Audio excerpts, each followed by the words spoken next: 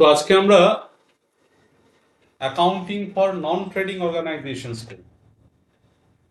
নন trading organisations যেটাকে আমরা non profit seeking organisations বলব। বেসিক্যালি দুটো টাইপের অর্গানাইজেশনস আমরা দেখি। কিছু অর্গানাইজেশনস যেটাকে আমরা প্রফিট সিকিং অর্গানাইজেশনস বলছি, তাদের মেন অবজেক্ট হচ্ছে কিন্তু প্রফিট আর্ন করা। তুমি যে কোনো বিজনেস অর্গানাইজেশনের দিকে তাকিয়ে দেখো, প্রত্যেকে বিজনেস করছে কেন? প্রফিট করবার জন্য। সো আমাদের চারপাশে আমরা যত ধরনের অর্গানাইজেশন দেখতে পাই, তাদের বেশিরভাগটাই কিন্তু প্রফিট সিকিং অর্গানাইজেশন, যাদের মেন অবজেক্ট হচ্ছে প্রফিট আর্ন করা। ওকে, এবং আমরা এতক্ষণ পর্যন্ত অ্যাকাউন্টসে যা কিছু শিখেছি, সেই major part, even final accounts যে পার্টটা শিখেছি, সেটা কিন্তু এই প্রফিট সিকিং অর্গানাইজেশনের জন্য। কারণ তাদের মূল উদ্দেশ্য কি? প্রফিট করা। তো বিজনেসে কত প্রফিট হয়েছে, কত লস হয়েছে, সেটা ক্যালকুলেট করবার জন্যই কিন্তু আমরা trading account, PL account, balance sheet তৈরি করছি। তাহলে আমরা লিখতে পারি যে অর্গানাইজেশন যেটা, সেটা দু ধরনের হয়।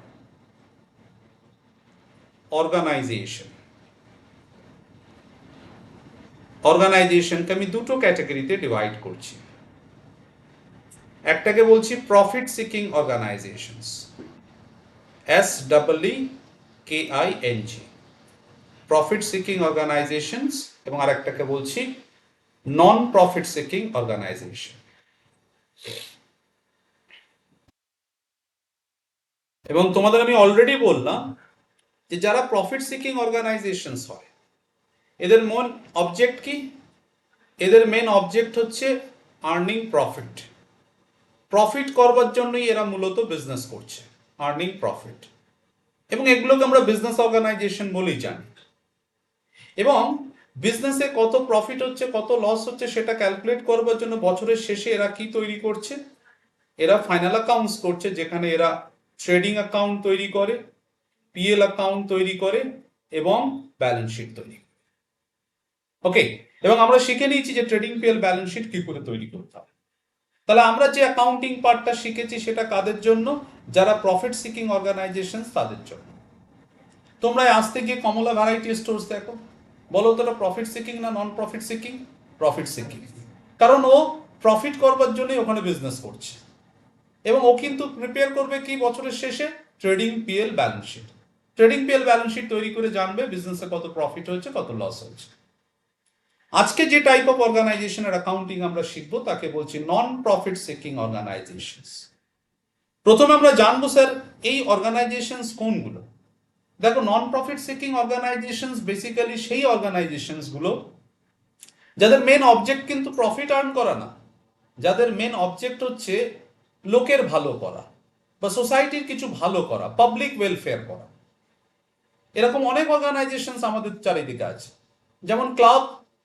ক্লাব কি প্রফিট করে নাকি? না স্যার। ক্লাব কি করে? ব্লাড ডোনেশন ক্যাম্প অর্গানাইজ করছে, ফুটবল টুর্নামেন্ট অর্গানাইজ করছে, ফুটবল টুর্নামেন্ট অর্গানাইজ করে লোকাল ফুটবল প্লেয়ার্স বা ট্যালেন্টেড প্লেয়ার্সদের শট আউট করছে। বা ক্লাব কি করছে? এলাকায় কোনো গরিব মানুষের মেয়ের বিয়ে হচ্ছে না, সেখানে গিয়ে হেল্প করছে। কোনো গরিবের বাড়িতে কেউ মারা গেছে, তার শ্মশানে নিয়ে যাওয়ার পয়সা নেই, সেখানে কিছু পয়সা দিয়ে হেল্প করছে।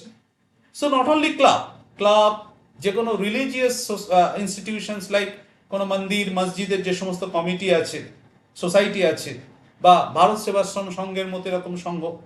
তো এরকম অনেক অর্গানাইজেশনস আছে যাদের কিন্তু মূল উদ্দেশ্য প্রফিট করা না, তারা কি করে? লোকের ভালো করতে চায়। ঠিক আছে, সেই ধরনের অর্গানাইজেশনসকে আমরা বলি কি? Non profit seeking organisations. তাহলে এই অর্গানাইজেশনস গুলোর মেন অবজেক্ট কি? যদি বলি এদের উদ্দেশ্য কি? Two render services to the society. Two render services to the society, অর্থাৎ সমাজ কল্যাণ কাজ করা, সমাজ কল্যাণমূলক বা সোসাইটির ভালো করা। Two render services to the society, এই ধরনের কাজে এরা ইনভলভ থাকে। এখন প্রশ্ন হচ্ছে, স্যার যারা প্রফিট করবার জন্য মেনলি গড়ে উঠেছে, তাদের বিজনেসে কত প্রফিট হচ্ছে, লস হচ্ছে, সেটা অ্যাকাউন্টিং তারা করবেই।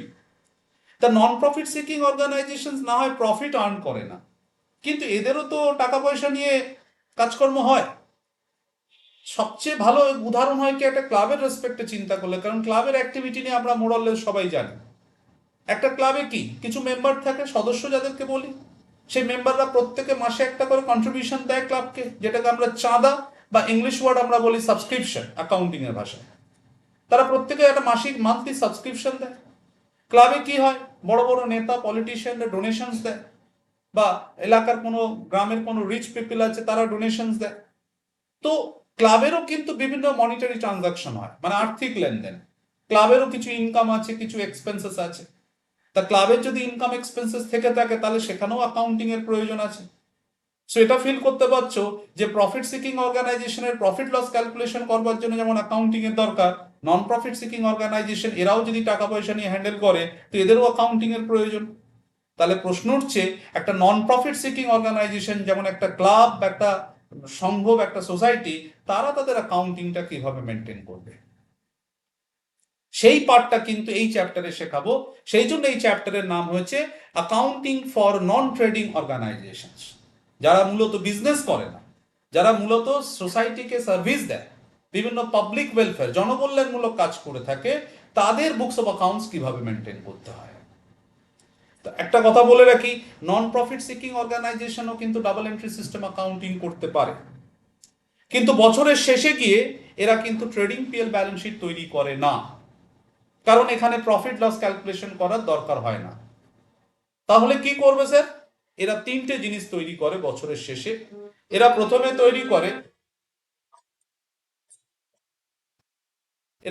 তৈরি করে receipt and payment, RECIPT, receipt and payment account তৈরি করে। এরা তৈরি করে income and expenditure account, income and expenditure account, এবং তৈরি করে ব্যালেন্স শিট। সো যদি বলি নন প্রফিট সিকিং অর্গানাইজেশন বছরের শেষে কি কি প্রিপেয়ার করে, রিসিট অ্যান্ড পেমেন্ট তৈরি করে, তার থেকে ইনকাম অ্যান্ড এক্সপেন্ডিচার এবং ব্যালেন্স শিট তৈরি করে। সো প্রফিট সিকিং এর এই যে পিএল দেখতে পাচ্ছ, যেখান থেকে প্রফিট বেরোয়, নন প্রফিট সিকিং এর পিএল এর সমরূপ কি, ইনকাম অ্যান্ড এক্সপেন্ডিচার। যেখান থেকে আমরা বেরোয় ইনকাম এক্সপেন্ডিচার যখন অ্যাকাউন্ট তৈরি করব, এখান থেকে আমরা পাবো হয় সারপ্লাস, মানে পিএল এর যেটা প্রফিট, এখানে প্রফিট বলেন, এটা বলে সারপ্লাস, বাড়তি, অথবা নেট লস যেটা পিএল এ বলে ইনকাম এক্সপেন্ডিচারে, সেটাতে বলে ডেফিসিট, বা যেটাকে বলে ঘাটতি। সারপ্লাস কত, ডেফিসিট কত। সো একটা নন প্রফিট সিকিং অর্গানাইজেশন বছরের শেষে কি তৈরি করে, ইনকাম এক্সপেন্ডিচার। ইনকাম এক্সপেন্ডিচার কি বলে দেবে, কত টাকা ওই অর্গানাইজেশনের সারপ্লাস মানি আছে, মানে বাড়তি টাকা, আর কত টাকা ডেফিসিট বা ঘাটতি। যদি ইনকাম বেশি হয় এক্সপেন্ডিচার কম হয় তাহলে বলবো সারপ্লাস হয়েছে, যদি এক্সপেন্ডিচার বেশি হয় ইনকাম কম হয় তাহলে বলবো কি, ডেফিসিট হয়েছে। এবং ব্যালেন্স শিটের একটা তৈরি করবে বছরের শেষ দিনে, ওই নন ট্রেডিং অর্গানাইজেশনে যা যা অ্যাসেটস আছে অ্যাসেট সাইডে, যা যা লায়াবিলিটি আছে লায়াবিলিটি সাইডে। অর্থাৎ ব্যালেন্স শিট কিন্তু প্রফিট সিকিং অর্গানাইজেশনের মতো অনুরূপ। এবং প্রফিট সিকিং অর্গানাইজেশনে যেটাকে আমরা পিএল বলছি, নন প্রফিট সেটাই করছে, কিন্তু তার নাম দিয়েছে কি, ইনকাম অ্যান্ড এক্সপেন্ডিচার। তো এই চ্যাপ্টারে মূলত আমাদের শিখতে হবে ইনকাম এক্সপেন্ডিচারটা কি করে করতে হয় এবং এই ব্যালেন্স শিটটা কি করে করতে হয়। আমরা প্রফিট সিকিং অর্গানাইজেশনের ক্ষেত্রে দেখেছি যে generally trading PL balance sheet করতে গেলে কি দিয়ে দেয় অঙ্কে, একটা ট্রায়াল ব্যালেন্স দিয়ে দেয় এবং কিছু অ্যাডিশনাল ইনফরমেশন। ট্রায়াল ব্যালেন্স আর অ্যাডিশনাল ইনফরমেশন থেকে আমরা তৈরি করি কি, ট্রেডিং পিএল ব্যালেন্স শিট করে এসছি না। এবার একটা নন প্রফিট সিকিং অর্গানাইজেশনে এই যে ইনকাম এক্সপেন্ডিচার তৈরি করব, এই ইনকাম এক্সপেন্ডিচার দুটো জিনিস দিতে পারে অঙ্কে। তো তোমাদের 11 লেভেলে মূলত দিয়ে দেবে কি, একটা রিসিট অ্যান্ড পেমেন্ট অ্যাকাউন্ট দিয়ে দেবে, রিসিট অ্যান্ড পেমেন্ট অ্যাকাউন্ট দিয়ে দেবে, আর তার নিচে কিছু অ্যাডিশনাল ইনফরমেশন। তোমায় কি করতে হবে, ওই রিসিট অ্যান্ড পেমেন্টে যে ডেটা আছে বা ইনফরমেশন আছে সেটা, এবং এই অ্যাডিশনাল ইনফরমেশন যা দেবে, এই দুটো ইনফরমেশন নিয়ে তোমায় বানাতে হবে কি, ইনকাম এক্সপেন্ডিচার, এবং বানাতে হবে ব্যালেন্স শিট। আজকে আমি টোটালি কনসেন্ট্রেট করব এই ইনকাম এক্সপেন্ডিচার অ্যাকাউন্টটাকে কিভাবে প্রিপেয়ার করব। ব্যালেন্স শিটও আমরা করব, বাট পরে করব। আপাতত আমি ইনকাম এক্সপেন্ডিচার অ্যাকাউন্টে ফোকাস করছি। তাহলে কি বললাম, ইনকাম এক্সপেন্ডিচার যে আমাকে বানাতে হবে, তার জন্য অঙ্কের কোয়েশ্চেন আমাকে কি দিয়ে দেবে, হয় আমাকে রিসিট পেমেন্ট দিয়ে দেবে, নতুবা ট্রায়াল ব্যালেন্স। তো তোমাদের ট্রায়াল ব্যালেন্স দেবে না, বিকমে উঠে তোমরা ট্রায়াল ব্যালেন্স থেকে ইনকাম এক্সপেন্ডিচার করা শিখবে। এখন তোমরা মূলত দেখবে যে অঙ্কে তোমাদের একটা রিসিট অ্যান্ড পেমেন্ট দিয়ে দিয়েছে, আর কিছু অ্যাডিশনাল ইনফরমেশন দিয়েছে। এই রিসিট পেমেন্ট অ্যাডিশনাল ইনফরমেশন থেকে তোমায় কি বানাতে হবে? তোমায় বানাতে হবে ইনকাম অ্যান্ড এক্সপেন্ডিচার। তো কিভাবে ইনকাম এক্সপেন্ডিচার প্রিপেয়ার করব সেটা আমরা নিশ্চয়ই শিখব। তার আগে আমি একটু বলে নেব রিসিট পেমেন্ট ব্যাপারটা কি, রিসিট পেমেন্টে কি থাকে, রিসিট পেমেন্ট কিভাবে তৈরি করতে হয়। তো সেটা আগে বলে নেই, তারপর আমি ইনকাম এক্সপেন্ডিচার আসছি। সো ফার্স্ট আমি বলবো রিসিট অ্যান্ড পেমেন্ট অ্যাকাউন্ট। যদি এটা অঙ্কে দিয়ে দেবে, কিন্তু জিনিসটা কিভাবে তৈরি হয় সেটার একটা ধারণা না থাকলে আমাদের ফিলিংস কিন্তু বেটার হবে। রিসিট পেমেন্ট তাহলে তৈরি হচ্ছে কখন? বছরের শেষে। সো ওপরে লেখা থাকবে receipt and payment for the year ended, আমি ধরলাম 31 মার্চ 2023। স্যার এর দুটো দিক, এই দিকটা হচ্ছে রিসিট, RECIPT, রিসিট অ্যামাউন্ট। এই দিকটা হচ্ছে কি? Payment amount. স্যার রিসিট পেমেন্টকে বলে কি এটা হচ্ছে summary of cash book. Summary of cash বুক কেন স্যার? কারণ ক্যাশবুকে যেভাবে ট্রানজাকশন রেকর্ড হয় এখানেও তাই হয়। ক্যাশবুক কি হয়? সারা বছর ধরে তৈরি হয়। বছরের যে সময় যে মুহূর্তে যত টাকা ক্যাশ আসছে বা যত টাকা ক্যাশ বিজনেস থেকে যাচ্ছে সেটা রেকর্ড করি ক্যাশবুকে। ক্যাশবুকটাই রিসিট পেমেন্ট, কিন্তু ক্যাশবুক সারা বছর ধরে দিন দিন ধরে তৈরি হয়। রিসিট পেমেন্ট কি? সারা বছরের ক্যাশের সামারি ধরে রিসিট এন্ড পেমেন্ট করা হয়। মানে ধরো ওয়েজেস পেমেন্ট করেছো প্রত্যেক বছরে 5,000 করে, প্রত্যেক মাসে। তাহলে তুমি যেমন ক্যাশবুক করেছো, জানুয়ারিতে বাই ওয়েজেস 5,000, ফেব্রুয়ারিতে বাই ওয়েজেস 5,000, এইভাবে 12 মাসে কত? 60,000 টাকা। রিসিট পেমেন্ট যখন করবে একবারে বাই ওয়েজেস কত লিখবে? 60। তাহলে ক্যাশবুকের সাথে রিসিট পেমেন্টের ডিফারেন্সটা ফিল করছি। ক্যাশবুক সারা বছর ধরে ডেট ধরে প্রিপেয়ার হয়, আর রিসিট পেমেন্ট কি? সেটা থেকেই সামারি করে একেবারে টোটাল করে রিসিট এন্ড পেমেন্ট তৈরি হয়। রিসিট পেমেন্টের কন্টেন্ট কি থাকে? তোমরা ক্লাবের কাছে, ক্লাবের রেসপেক্টেই বলছি, ধরো ক্লাবের কাছে বছরের শুরুতে ক্যাশ কত আছে, টু ব্যালেন্স বিডি। ক্লাবের শুরুতে হাতে ক্যাশ যত টাকা আছে সেটা লেখা হয়। যদি ক্লাবের নামে ব্যাংক অ্যাকাউন্ট থেকে থাকে, ব্যাংকে কত টাকা আছে সেটা লেখা। যেমন আমরা ক্যাশবুকে লিখতাম to balance BD, receipt payment ওটা। এবার রিসিট সাইডে কি আসে? ক্লাবের যা যা প্রাপ্তি হয়েছে, ক্যাশে যা যা ক্লাব রিসিভ করেছে এই 2022-23 সালে, সেই সবটা এখানে লিখতে হবে। ক্লাবের রিসিট কি কি হতে পারে স্যার? প্রথমত সাবস্ক্রিপশন। সাবস্ক্রিপশন কথার বাংলা কি স্যার? চাঁদা। সদস্যদের কাছ থেকে যে চাঁদা পায়, যতটুকু ক্যাশে রিসিভ করেছে, সে যে বছর সংক্রান্তি হোক না কেন, 22-23 সংক্রান্ত হোক বা 21-22, 22-23 চলাকালীন ক্যাশে যত টাকা ক্লাব চাঁদা রিসিভ করেছে সেটা এখানে দেখাতে হবে। ডোনেশন রিসিভ করতে পারে, so to donation, club donation যত টাকা রিসিভ করবে এখানে লিখবে। আর কি করতে পারে? এন্ট্রান্স ফিজ রিসিভ করতে পারে। ক্লাবে প্রথমবার যখন মেম্বারশিপ নেবে তুমি, ক্লাব একটা এন্ট্রান্স ফিজ দাবি করতে পারে। এছাড়া ক্লাব বিভিন্ন রকম ট্রেডিং অ্যাক্টিভিটি করতে পারে, যেখান থেকে ক্লাবের একটা ফান্ড তৈরি। সাপোজ ক্লাব একটা টুর্নামেন্ট অর্গানাইজ করেছে, তাহলে টুর্নামেন্টে যে সমস্ত টিম পার্টিসিপেট করছে তাদের কাছ থেকে একটা প্রবেশ মূল্য নেবে, যেটাকে এন্ট্রি ফি বলে, এবং তার রেসপেক্টে টুর্নামেন্ট অর্গানাইজ করতে গেলে তার রেসপেক্টে কিছু খরচা আছে। তাহলে ক্লাব যদি এরকম কোনো অ্যাক্টিভিটি করে থাকে, তার ইনকাম এবং এক্সপেন্স, যেটা ক্যাশে হচ্ছে রিসিটে লিখবো, যেটা ক্যাশে পেমেন্ট করছে সেটা পেমেন্ট সাইডে লিখবো। অর্থাৎ রিসিট পেমেন্ট কি বেসিসে তৈরি হয়? ক্যাশ বেসিসে। যত টাকা বছর চলাকালীন ক্যাশে রিসিভ হলো রিসিট সাইডে, যত টাকা বছর চলাকালীন ক্যাশে পেমেন্ট হলো পেমেন্ট সাইডে। পেমেন্ট কি কি করতে পারে? ধরো ওয়েজেস পেমেন্ট করেছে ক্লাব, একজন কাজের লোক আছে যে কিনা ক্লাব রেগুলার বেসিসে ঝাঁটায় টাটায়, তার ওয়েজেস। ইলেকট্রিক বিল দিতে পারে ক্লাব, সো বাই ইলেকট্রিসিটি খরচা। ক্লাব টুর্নামেন্ট অর্গানাইজ করেছে, টুর্নামেন্টের expense, by tournament expense. Club একটা ক্রিকেট ইকুইপমেন্টস কিনেছে, সো ক্রিকেট ইকুইপমেন্টস। যা যা ক্লাব ক্যাশে খরচা করছে সেগুলো পেমেন্ট সাইডে লিখতে হবে, যা যা ক্যাশে খরচা করেছে। এটা ক্লোজ করা হবে কিভাবে?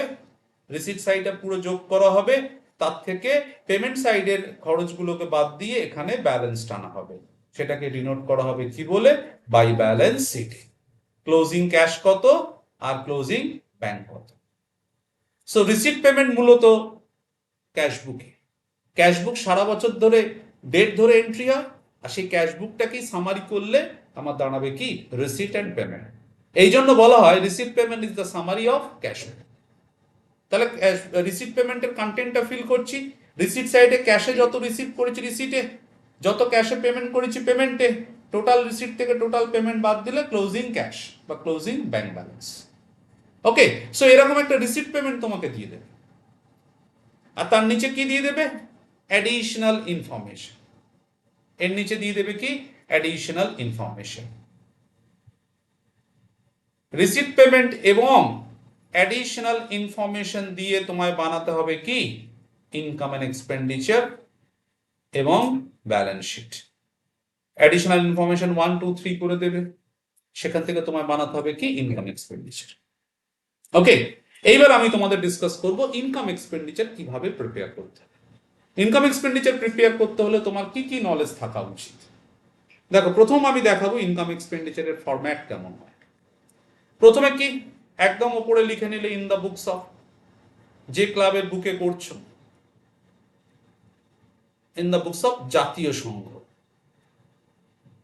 ক্লাবের নাম লিখে নিলাম বা মিলন সংঘ কিছু একটা নাম। তার নিচে লিখলাম income and expenditure account for the year ended, বছরের শেষেই তৈরি হয়, for the year ended 31 March 2023। Left hand সাইডে প্রথমে লিখবো এক্সপেন্ডিচার, অবশ্যই ডেবিট ক্রেডিট হবে যেহেতু এটা একটা অ্যাকাউন্ট। অ্যামাউন্ট, ক্রেডিট দিকে ইনকাম এবং অ্যামাউন্ট, ফরম্যাট যেমন করে তেমন করব। একটু টানাবাঁকা হচ্ছে, মাঝখান দিয়ে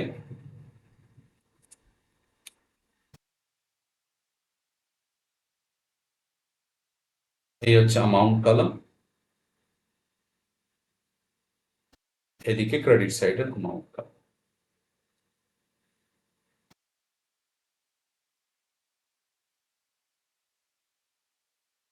নিশ্চয়ই বুঝতে পারছো কিভাবে ফরম্যাটটা করতে হবে, আমি জাস্ট রাফলি দেখালাম এক্সপেন্ডিচার অ্যামাউন্ট, ইনকাম অ্যামাউন্ট।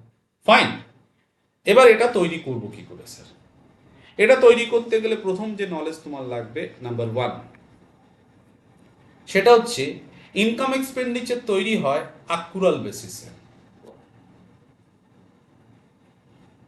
এবার তোমার জানতে হবে স্যার অ্যাকুরাল বেসিস বলতে কি বোঝায় স্যার। অ্যাকুরাল বেসিস বলতে বোঝায় তুমি যে বছরের জন্য ইনকাম এক্সপেন্ডিচার তৈরি করছো, কোন বছরের জন্য তৈরি করছো যদি বলি, আমার এখানে আমার এক্সাম্পল আমি ইনকাম এক্সপেন্ডিচার তৈরি করছি ফর দ্য ইয়ার 2022-23। যদি 31শে মার্চ 2023 ইয়ার এন্ড হয়, তাহলে কোন বছরের জন্য ইনকাম এক্সপেন্ডিচার করছি 2022-23। তো অ্যাকুরাল বেসিস বলছে যে তুমি 2022-23 ইনকাম এক্সপেন্ডিচার তৈরি যদি করে থাকো বা করছো, 2022-23 সংক্রান্ত এক্সপেন্স এই এক্সপেন্ডিচার লিখতে পারবে, সে তুমি ক্যাশে দাও বা না দাও। এবং 2022-23 সংক্রান্ত ইনকামকে তুমি ইনকামে লিখতে পারবে, সে তুমি ক্যাশে দাও বা না। I repeat this sentence, accrual basis কথার মানে হচ্ছে যে বছরের জন্য তুমি ইনকাম এক্সপেন্ডিচার তৈরি করছো সেই বছর রিলেটেড এক্সপেন্স এবং সেই বছর রিলেটেড ইনকামকে দেখাতে পারবে, অন্য বছর সংক্রান্ত এক্সপেন্স বা ইনকামকে তুমি এখানে দেখাতে পারবে না। একটা এক্সাম্পল দিয়ে ক্লারিফাই করি কথাটা। ধরো আজকে ওয়েজেসের কথা বলছি। ওয়েজেস, যিনি হাউসকিপার আছেন বা যিনি যে ভদ্রমহিলা ক্লাবকে ধোয়া পোছা করে, পরিষ্কার পরিচ্ছন্ন করে, তার মান্থলি মাইনা হচ্ছে 5,000 টাকা। 2022-23 সালে কত মাস? 12 মাস। তাকে 10 মাসের মাইনা দেওয়া হয়েছে 50,000 টাকা। আর 2 মান্থসের পেমেন্টটা, 10 মাসের মাইনা দেওয়া আছে, 2 মান্থসের পেমেন্টটা করা হয়নি, সেটা কি আছে? আউটস্ট্যান্ডিং আছে। স্যার আউটস্ট্যান্ডিং কথার মানে হচ্ছে ডিউ আছে। ক্লাব সেক্রেটারি ওই কাজের মহিলাকে বলেছে, দেখুন ম্যাডাম বা যাই হোক মাসিমা, এই বছরে আমাদের আপনার 5 বারণ 60,000 টাকা পাওনা হয়, আমাদের একটু ফান্ড শর্টেজ আছে, 2 মাসের মাইনে আমরা পরে দেব, হতেই পারে স্যার, বাকি থাকতেই পারে। তাহলে 10 মাসের আমি পেমেন্ট করেছি কত ওয়েজেস, 50,000, আর 2 মাসের পেমেন্ট বাকি আছে, মানে কত টাকা বাকি আছে, 5,000 করে 2 মাসের, 10,000 টাকা বাকি আছে। যদি ইনকাম এক্সপেন্ডিচারে এই এক্সপেন্ডিচার সাইডে যখন আমি লিখবো টু ওয়েজেস, প্রথমে দিয়েছি কত সেটা লিখে নেব, কত দিয়েছি 50 ক্যাশে, তাহলে 50ই খরচা, নো স্যার, অ্যাকুরাল বেসিস বলছে এবছর সংক্রান্ত খরচা এবছরেই, ক্যাশে দাও বা না দাও। তার মানে 50,000 তুমি দিয়েছো ঠিকই, কিন্তু সেটা তো 10 মাসে, আরো 2 মাসের সার্ভিস তো তুমি এবছরেই নিয়েছো, পেমেন্টটা করোনি এখনো, কিন্তু খরচাটা এবছরেরই। তাহলে এবছরের এক্সপেন্ডিচারে তোমাকে ওটা কনসিডার করতে হবে। তখন তুমি কি করবে, যে বাকি যেটা আছে সেটাকেও তুমি কি করবে, যোগ দেবে। আউটস্ট্যান্ডিং কত, আউটস্ট্যান্ডিং কে তুমি 10,000 টাকা যোগ দিয়ে এক্সপেন্ডিচারে টোটাল ওয়েজেস কত দেখাবে, 60,000। খেয়াল করে দেখো, যখন পিএল অ্যাকাউন্ট করেছিলাম আমরা আউটস্ট্যান্ডিং কে অ্যাড করতাম, সেখানেও কিন্তু একই যুক্তি, কারণ পিএল অ্যাকাউন্টও কিন্তু অ্যাকচুয়াল বেসিসে তৈরি হয়, সেম যুক্তিতে এখানে আউটস্ট্যান্ডিং কে অ্যাড করছি। কেন অ্যাড করছি, বিকজ আমরা ইনকাম এক্সপেন্ডিচার তৈরি করি কোন বেসিসে, অ্যাকচুয়াল। আর অ্যাকচুয়াল কি বলে, এই বছর রিলেটেড এক্সপেন্স এই বছরেই দেখাও, তুমি ক্যাশে দাও বা না দাও। স্যার যদি এমন হতো 12 মাসই ক্যাশে পেমেন্ট করে দিয়েছে, তাহলে 12 মাসেরই 60,000 টাকা আসবে। এখানে 60,000 আসবে, যতটা দিয়েছো দিয়েছো, বাকিটা আউটস্ট্যান্ডিংটাকে অ্যাড করে তোমায় দেখাতে হবে। আচ্ছা যদি স্যার এমন হতো, সেম স্টোরিতে কাজের মহিলা ওয়েজেস আমরা দিচ্ছি, 12 মাসে কত পাওনা হয়, 60,000, কিন্তু সে রিকোয়েস্ট করেছে আমাদের 3 মাসের মাইনা এক্সট্রা দাও, তো তাকে আমরা ওয়েজেস পে করেছি ক্যাশে কত টাকা, 75,000 টাকা। সে বলেছে আমার বাড়িতে দরকার আছে, আমার মেয়ে অসুস্থ, তো আমাকে একটু বেশি করে টাকা দাও। 3 মাসের ওকে অ্যাডভান্স দিয়ে দিয়েছি ক্লাব, কত টাকা দিয়েছে ক্যাশে, 75,000। তাহলে কি এক্সপেন্ডিচারে যখন ওয়েজেস লিখবে, টু ওয়েজেস 75,000 টাকা যেটা ক্যাশে দিয়েছে সেটা লিখবে, নো স্যার, ওটাকে অ্যাডজাস্ট করতে হবে, কারণ 75,000 টাকা তো পুরো এবছর রিলেটেডটা, ওর মধ্যে 15,000 টাকার পেমেন্ট ঢুকে আছে, যে পেমেন্টটা অ্যাডভান্স, যেটা এবছর সংক্রান্ত না, পরের বছরের রেসপেক্টেড পেমেন্ট। তখন তুমি কিভাবে প্রেজেন্ট করবে এখানে, তুমি তখন ওই কেসটায় করবে টু ওয়েজেস, প্রথমে লিখবে কত, 75,000, আর তার থেকে বাদ দিয়ে দেবে কি, প্রিপেইড বা অ্যাডভান্স বলে কত টাকা লেস করবে, 15,000 টাকা লেস করে তুমি দেখাবে কত, 60,000। তার মানেই অ্যাকুরাল বেসিসে হয় বলে, যদি কারেন্ট ইয়ারে আউটস্ট্যান্ডিং থাকে সেটাকে অ্যাড দিতে হয়, আর কারেন্ট ইয়ারের প্রিপেইড বা অ্যাডভান্স থাকলে সেটাকে লেস করতে হয়। So current year outstanding add, current year prepaid বা অ্যাডভান্স লেস। স্যার যদি লাস্ট ইয়ার আউটস্ট্যান্ডিং থাকে, উল্টো হবে, লাস্ট ইয়ার আউটস্ট্যান্ডিং লেস হয় আর last year prepaid add. So আমরা ইনকাম এক্সপেন্ডিচারে ফাইনালি লিখবো যে এটা যেহেতু অ্যাকচুয়াল বেসিসে তৈরি হয়, তাই এটা আমরা মাথায় রাখবো, current year, CY for current year, current year outstanding কি হয় sir, current year outstanding plus হবে, আর last year LOI, last year outstanding কি হবে, মাইনাস। কারেন্ট ইয়ার অ্যাডভান্স কি হয়, কারেন্ট ইয়ার অ্যাডভান্স বা প্রিপেইড থাকলে লেস, আর লাস্ট ইয়ার অ্যাডভান্স বা প্রিপেইড থাকলে অ্যাড। সো এই নিয়মটা মাথায় রাখতে হবে ইনকাম এক্সপেন্ডিচার তৈরি করার সময়, যদি কারেন্ট ইয়ার যে বছরের করছি সেই বছরের আউটস্ট্যান্ডিং থাকে যোগ দেব, লাস্ট ইয়ার আউটস্ট্যান্ডিং থাকলে বিয়োগ দেব, আর এই বছরের অ্যাডভান্স থাকলে বিয়োগ, লাস্ট ইয়ার অ্যাডভান্স থাকলে add. Clear? Sir current year outstanding আপনি এখানে এক্সাম্পল দিয়ে বুঝিয়েছেন যে এবছর সংক্রান্ত পুরো খরচটা নেওয়ার জন্য 50-এর সাথে 10 যোগ দিলাম, এটা আমাদের ক্লিয়ার। কারেন্ট ইয়ার অ্যাডভান্সও আপনি বুঝিয়েছেন যে দিলাম 75, তার মধ্যে 15 পরের বছরের জন্য, সেটা মাইনাস করে দেব। লাস্ট ইয়ারের ব্যাপারটা আমি কিন্তু এক্সপ্লেন করিনি, একটু এক্সপ্লেন করি। ধরো 2022-23, 2022-23 তুই পেমেন্ট করেছিস কত, 75, তাই না? তাহলে 75 পেমেন্ট করেছিস তুই, তখন ইনকাম এক্সপেন্ডিচারে কি দেখিয়েছিস, কে টু ওয়েজেস 75, তার থেকে অ্যাডভান্স দেওয়া আছে 15, তাহলে কত হলো, 60,000, 60,000টা দেখিয়েছিস। এবার 2022-23-এর পর এই সিচুয়েশনে পরের বছর 2023-24 যখন কাজের মহিলা মাইনা চাইবে, ক্লাব কি তাকে 12 মাসের মাইনা দেবে? ক্লাব কি বলবে, মাসিমা আপনাকে তো গত বছর 3 মাস আগাম দেওয়া ছিল, তাহলে এবছরে ক মাসের পাবেন আপনি? 9 মাসের। তাহলে মাসিমাকে কত দেওয়া হবে? 5,000 করে প্রতি মাসে। 9 মাসে অ্যাকচুয়াল ক্যাশে দেওয়া হবে 45। তাহলে কি আমি এখানে টু ওয়েজেস বলে 45 লিখে ছেড়ে দেবো? 45 ক্যাশে দিয়েছি তাই? স্যার 3 মাসের পেমেন্ট তো এবছরের পেমেন্ট কিন্তু গতবারে করেছিলাম, তাহলে গতবারের প্রিপেইড, সেটা কি করতে হবে? লাস্ট ইয়ার প্রিপেইডকে অ্যাড করতে হবে। কত অ্যাড করব? 15,000 অ্যাড করে দেখো, আলটিমেটলি 12 মাসের মাইনাটাই এখানে প্লাস হয়ে ডেবিট হলো।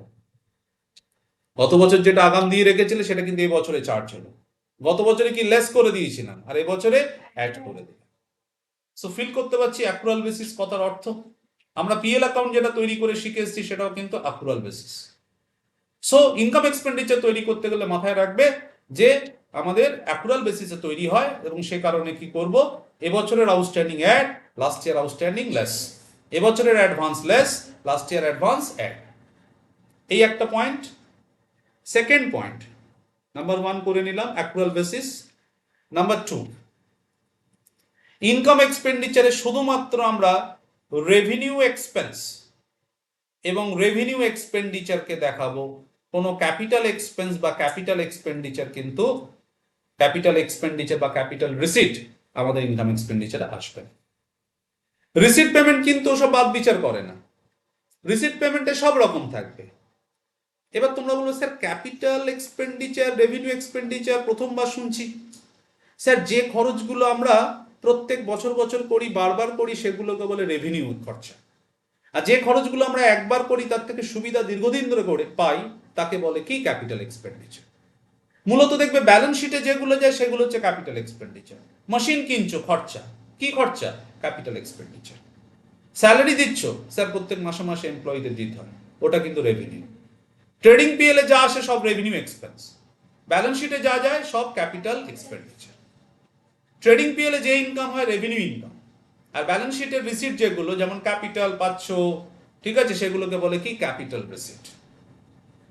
সো রিসিট পেমেন্টে সব আসবে, টাকা এলেই রিসিটে, টাকা গেলে পেমেন্টে, সে রেভিনিউ ক্যাপিটাল যাই হোক না কেন।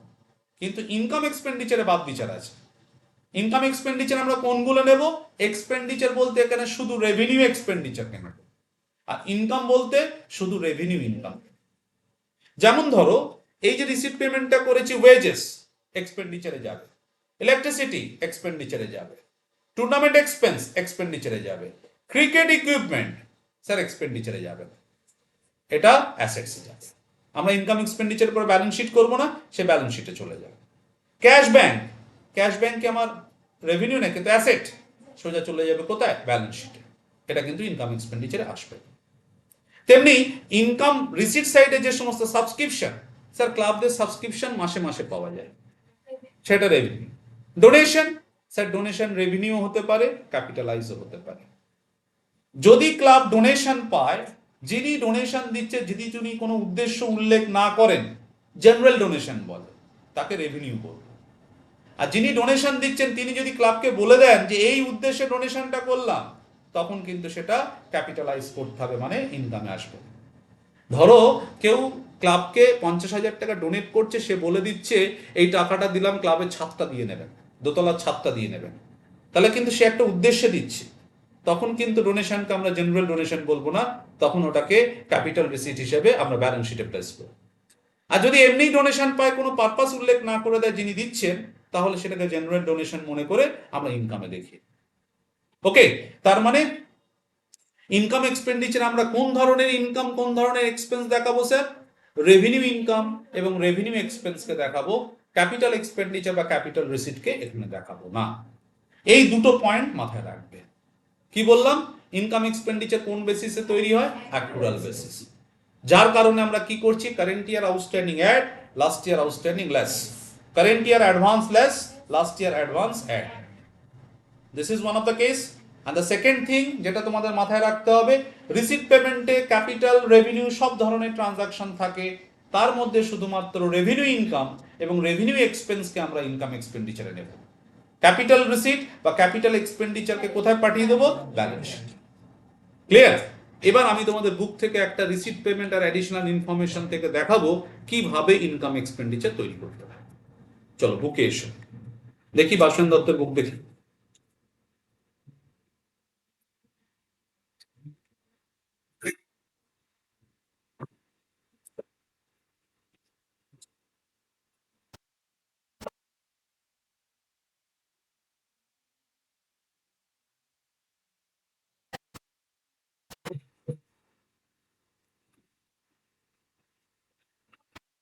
এসো,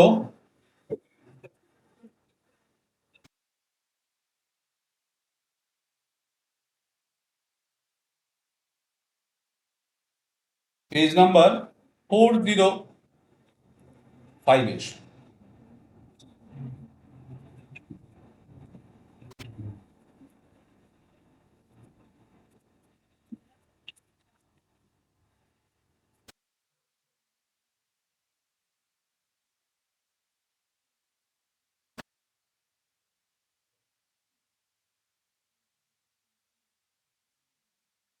ফোর জিরো ফাইভ এসছিস?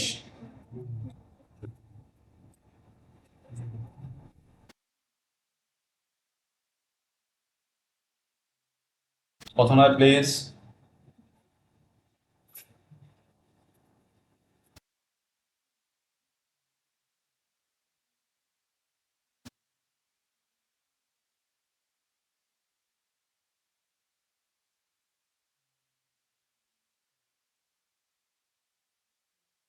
সামস নাম্বার 12 দেখ, page number 405।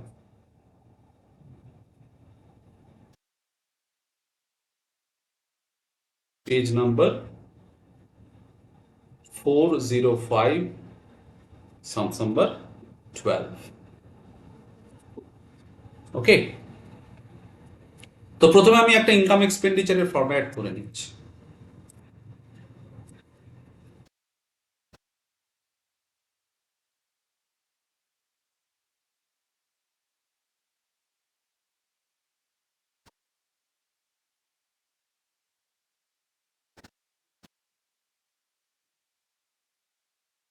Expenditure amount,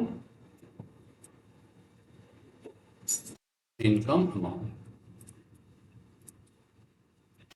so account গুলো অবশ্যই ডেবিট এন্ড ক্রেডিট দিতে হবে। এদিকে ডেবিট, এদিকে ক্রেডিট। এদিকটা কি হয়? এক্সপেন্ডিচার। পরে টুকবে, বোঝো আগে। Amount, income, amount. এখানে বলেছে, অঙ্ক পড়ে নেই, following is the receipt and payment account of Indian sports club for the year ended 31st March. Indian sports ক্লাবের রিসিট অ্যান্ড পেমেন্ট বলে দিয়েছে। করতে হবে কি? পরের পেজ টার্ন করো, prepare income and expenditure account for the year ended 31st March 2023। So আমি লিখে নিচ্ছি ইন দ্য বুকস অফ, ক্লাবের নাম কি? Indian sports club.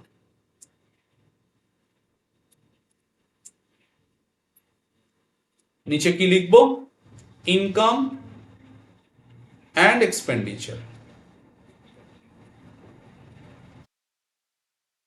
Income and expenditure account for the year ended, for the year ended 31st March 2023। Fine, এসো প্রথমে receipt side দেখি। Receipt সাইডে দেখো প্রথম আইটেম আছে ক্যাশ ইন হ্যান্ড 10,000 টাকা। স্যার রিসিট পেমেন্ট থেকে যখন ইনকাম এক্সপেন্ডিচার করবে ভাববে সেই পিএল আর ব্যালেন্স শিটের কথা। পিএল এ যেটা আসে ইনকাম এক্সপেন্ডিচারও সেটা আসবে। ক্যাশ কি কখনো পিএল এসছে? ক্যাশ তো ব্যালেন্স শিটের আইটেম। সো এখানে লিখবো। পরেরটা সাবস্ক্রিপশন। সাবস্ক্রিপশন চাঁদা মেম্বারদের কাছ থেকে পায় ক্লাব, এটা রেগুলার বেসিসে পায়, তো এটাকে আমরা বলবো কি? রেকারিং ইনকাম, যেটা বারবার পায়, সো এটা রেভিনিউ, এটা আসবে কি? তাহলে ইনকাম সাইডে আমি লিখছি দেখো বাই সাবস্ক্রিপশন। কত টাকা ক্যাশে রিসিভ করেছে সাবস্ক্রিপশন? 52,000। এটাকে ইনারে রাখবো, যদি এর সম্পর্কে অ্যাডজাস্টমেন্ট কিছু বলেছে কিনা দেখে নেবো। অঙ্কে বলছে দেখো, আদার ইনফরমেশন দেখো, অন 31 মার্চ 2023 সাবস্ক্রিপশন আউটস্ট্যান্ডিং 2000, বছরের শেষ দিনের আউটস্ট্যান্ডিং কত? 2000। এবং অন 31 মার্চ 2022 সাবস্ক্রিপশন আউটস্ট্যান্ডিং ছিল কত? 3000। তাহলে একটা বছরের শেষ দিনেরটা কারেন্ট ইয়ার, আর গত বছরের শেষ দিনটা লাস্ট ইয়ার।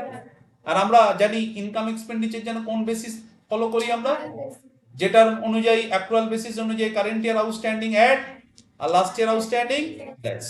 তাহলে এই 52,000টাকে ইনারে রাখলাম। এবার এর সাথে আমি যোগ করব কাকে? আউটস্ট্যান্ডিং কে। কারেন্ট ইয়ার আউটস্ট্যান্ডিং মানে 2023-এর আউটস্ট্যান্ডিং কত এটা, আর লেস করব কি আউটস্ট্যান্ডিং, ব্র্যাকেটে ইয়ারটা দিয়ে দিলে ভালো হয়। 2022-এর আউটস্ট্যান্ডিং লেস করছি কত? 3,000। স্যার লেস মানে উইদিন ব্র্যাকেটে রাখবো। সাবস্ক্রিপশন রিগার্ডিং আর কিছু গল্প দিয়েছে অঙ্কে? No sir. এখান থেকে ফাইনালি অ্যামাউন্টটা বার করব। স্যার 52 দিয়ে 54, 54 থেকে 3 বাদ দিলে 51। তাহলে সাবস্ক্রিপশন আমার শেষ বেশ 51। নেক্সট দেখো এন্ট্রেন্স ফিস। স্যার এন্ট্রেন্স ফিস মেম্বাররা যখন প্রথমবার ক্লাবে জয়েন করে একটা এন্ট্রেন্স ফিস দিতে হবে। এটা রেকারিং না নন রেকারিং স্যার? রেকারিং মানে বারবার হয় যে ইনকাম, আর নন রেকারিং মানে যেটা বারবার হয় না। নন রেকারিং স্যার মেম্বার প্রথমবার যখন মেম্বার হবে তখন দেবে। স্যার এটা নিয়ে না সিবিএসসি বোর্ডে একরকম সার্কুলার আছে, আইএসসি বোর্ডে একটু অন্যরকম, আবার তোমাদের 11-12-এ একটু অন্যরকম। অন্যরকম মানে কি, বিভিন্ন বোর্ডে এন্ট্রান্স ফিসকে বিভিন্ন যুক্তিতে ট্রিট করা হয়। তোমাদের যেটা সেটাই বলছি যাতে কনফিউশন তৈরি না হয়। এন্ট্রান্স ফিস যদি অঙ্কে কিছু না বলা থাকে, এন্ট্রান্স ফিসকে আমরা ক্যাপিটালাইজ করি। ক্যাপিটালাইজ মানে এখানে দেখাবো না, সোজাসুজি ব্যালেন্স শিটে নিয়ে যাবো। এন্ট্রান্স ফিস নিয়ে নিচে কিছু বলা নেই তো অ্যাডিশনাল ইনফরমেশনে? এন্ট্রান্স ফিসকে রেভিনিউ করতে হবে কি ক্যাপিটালাইজ করতে হবে, কিছু না বলা থাকলে আমরা এন্ট্রান্স ফিসকে ধরবো it's a one time receipt, so it's a capital receipt. চলে যাবে কোথায়? Balance sheet. ইনকাম এক্সপেন্ডিচারে একে স্থান দেব না। Tournament fund. Sir tournament fund, fund কিন্তু এখানে আসবে না, ফান্ডও যাবে কোথায়? ব্যালেন্স শিটে। ঠিক আছে, কোনো ফান্ড এখানে নেব না কিন্তু। Sale of old newspaper, sir এটা চলে আসবে। So by sale of old newspaper. Club paper নেয়, মেম্বাররা এসে পড়ে ক্লাবে, তো পেপারটা বিক্রি হয়, প্রত্যেক মাসে মাসে যা পেপার হয় বিক্রি হয়, তাহলে এটা একটা রেকারিং ইনকামই বলতে পারি। তো 1000 টাকা ইনকামটাকে দেখিয়ে দিলাম। তাহলে এন্ট্রান্স ফিসটাকে ব্যালেন্স শিটে নিয়ে চলে গেলাম। আর টুর্নামেন্ট ফান্ড মানে কোনো নির্দিষ্ট খরচ করবার জন্য একটা ফান্ড ক্লাব তৈরি করেছে, ওই ফান্ড ক্লাব ব্যালেন্স শিটের লায়াবিলিটিতে প্লেস করব, এবং ওই টুর্নামেন্ট সংক্রান্ত যাবতীয় খরচ ওই ফান্ড থেকে যাবে, ইনকাম এক্সপেন্ডিচার এফেক্ট করবে না। দেখো নিশ্চয়ই এদিকে টুর্নামেন্ট এক্সপেন্স আছে, দেখতে পাচ্ছ? কিন্তু স্যার একটা জিনিস খেয়াল করে দেখো, ফান্ডে আছে টাকা 26, কিন্তু টুর্নামেন্টের এক্সপেন্স কত আছে? তাহলে 26,000 টাকা দিয়ে কি পুরো 31,000 টাকা মিট করা যাবে? 5,000 টাকা আরো লাগবে না? সেই 5,000 টাকার যে বাড়তি টুর্নামেন্ট খরচা হচ্ছে সেটা কিন্তু এক্সপেন্ডিচারে দেখাতে হবে। আমি কি বললাম, কোনো উদ্দেশ্যে কোনো খরচ করবার জন্য যদি ক্লাব ফান্ড মেনটেন করে, সেই খরচটা ফান্ড থেকেই হওয়া উচিত। তো এখানে টুর্নামেন্ট ফান্ডে টাকা আছে 26, কিন্তু টুর্নামেন্ট করতে গিয়ে এক্সপেন্স হচ্ছে 31, 31 ওই 26 নিয়ে নেওয়া হলো, তারপরে তো 5,000 টাকা শর্টেজ, সেটা কোথায় চার্জ হবে? সেটা এক্সপেন্ডিচারে। তাহলে এক্সপেন্ডিচারে গিয়ে টু টুর্নামেন্ট এক্সপেন্স আমি কত টাকা দেখাবো? পুরো 31, 5,000। সো 5,000 টাকা ফিল করলাম। যে কোনো উদ্দেশ্যে যদি ফান্ড মেনটেন হয়, ফান্ড থেকে রিলেটেড খরচা করবি। আচ্ছা স্যার ধরুন এমন হলো ফান্ডে 26,000 টাকা আছে, খরচা হলো 22, তাহলে ফান্ডে আর কত পড়ে থাকবে? 4,000, সেটা ব্যালেন্স শিটে দেখাবো। আর এই সিচুয়েশনে কি হলো, ছিল 26, খরচ হচ্ছে কত? 31, তাহলে ফান্ড আর কিছু নেই, ফান্ড পুরো জিরো হয়ে যাবে। আর উল্টে যে 5,000 টাকার বাড়তি খরচা তাহলে কোথায় দেবো? এই expenditure. Clear? Legacy. Sir legacy হচ্ছে, এটাও ক্যাপিটাল রিসিট, এ ব্যালেন্স শিটে যাবে। লিগ্যাসি কি হয়, হয়তো দেখা যাচ্ছে যে এলাকায় ক্লাবটা আছে সেখানে কারোর কোনো সাকসেসার ছিল না, মানে উত্তরাধিকারী নেই। অনেকে থাকে না, ছেলে পুলে নেই, কি করলো? ক্লাবের নামে সম্পত্তি লিখে দিল। So that is a legacy. তো সেই ধরনের রিসিটকে আমরা বলি ক্যাপিটাল রিসিট। তো তো সেটা আমরা রেভিনিউ হিসেবে দেখাই না, কারণ এটা তো ওয়ান টাইম রিসিট, সবসময় হয় না, সেটাকেও আমরা ইনকাম এক্সপেন্ডিচার আনবো না। খরচের দিকে আসি, স্যালারি। স্যালারি আসবে এক্সপেন্ডিচারে। আমি বলেছি যখনই কনফিউশন হবে কাকে স্মরণ করবে, পিএল কে, যে পিএল এ যদি ওটা দেখিয়ে দেখো এখানেও আসবে স্যালারি আসবে, ইয়েস স্যার আসবে, টু স্যালারি। এবার দেখে নেবো স্যালারি সংক্রান্ত কোনো অ্যাডিশনাল তথ্য দিয়েছে অঙ্কে, কি আছে স্যালারিতে, কোন বছরের আউটস্ট্যান্ডিং, 23 মানে কারেন্ট ইয়ার, সো অ্যাড করব আউটস্ট্যান্ডিং। কত টাকা আউটস্ট্যান্ডিং আছে, 1,500 টাকা। তাহলে কত হলো স্যালারি, 16 মাস। তারপরে আছে কি, ফার্নিচার।